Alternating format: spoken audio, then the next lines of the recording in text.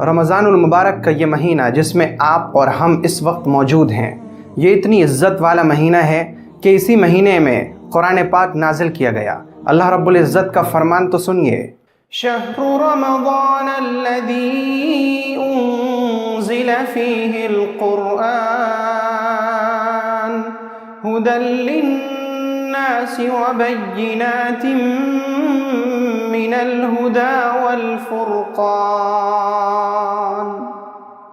कि रमज़ान का ही वो महीना है जिसमें कुरान करीम नाजिल किया गया, जो कुरान लोगों के लिए हिदायत है और उसमें लोगों के लिए खुली तालीमात हैं।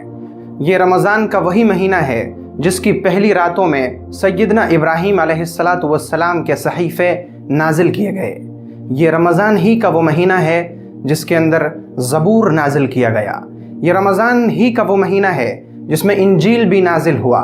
ये रमज़ान ही का वो महीना है जिसमें तौरात का भी नुज़ूल हुआ। यानी अल्लाह रब्बुल इज़्ज़त ने अपनी जितनी अहम किताबें नाजिल की, सब की सब इसी अहम महीने में नाजिल की हैं। अगर आप इस महीने की फ़जीलत को सही तरह से समझना चाहते हैं तो इसे इस तरह समझें कि जिस तरह काबा की फ़जीलत ज़मीन के बकिया तमाम हिस्सों पर है, इसलिए कि काबा अल्लाह का घर है, बिल्कुल इसी तरह रमज़ान की फ़जीलत बकिया तमाम महीनों पर है, क्योंकि रमज़ान की निस्बत अल्लाह से जुड़ी हुई है। इसी तरह अगर आप रोज़े की फ़जीलत को समझना चाहें तो यूँ समझें कि अल्लाह रब्बुल इज़्ज़त बकिया तमाम इबादतों का सवाब किसी न किसी नेमत की शक्ल में देंगे, लेकिन रोज़े का सवाब और बदला ख़ुद अल्लाह रब्बुल इज़्ज़त की ज़ात है।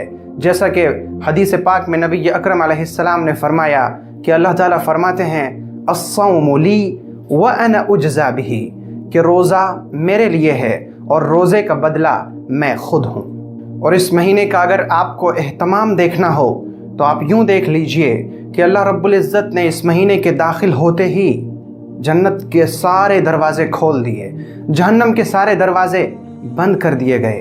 अब जबकि जहन्नम के सारे दरवाज़े बंद हो चुके हैं, फिर भी कोई शख्स नाफरमानियों में मुब्तला होकर जहन्नम में घुसना चाहे तो उसे जहन्नम में दाखिल होने से कौन रोक सकता है। अब जबकि जन्नत के सारे दरवाज़े खुले हुए हैं, अगर हम अब जन्नत में दाखिल होने की कोशिश ना करें तो फिर भला हम और कब जन्नत में दाखिल हो सकेंगे। अब जबकि शयातीन को बंद कर दिया गया है, अगर हम अब भी नाफरमानियाँ कर रहे हैं तो इसका मतलब कि शैतान हमें नहीं बहका रहा है, शैतान हमारे जहन में वसवसे नहीं डाल रहा है, बल्कि हम खुद ही शैतान बने हुए हैं। और इस वक्त जबकि हमारे सारे बहाने भी ख़त्म हो चुके हैं तो अल्लाह रब्बुल इज़्ज़त ने बहानों को और भी बंद कर दिया। लो, मैंने शैतान को भी बंद कर दिया, लो, मैंने दुनिया को भी बंद कर दिया। अब तुम्हारे पास कौन सा बहाना है? अब तुम्हारे पास मुझसे भागने का कौन सा रास्ता है? अब मेरी नाफरमानी का तुम्हारे पास क्या जवाज़ है? अब मेरी नाफरमानी कब तक करते रहोगे?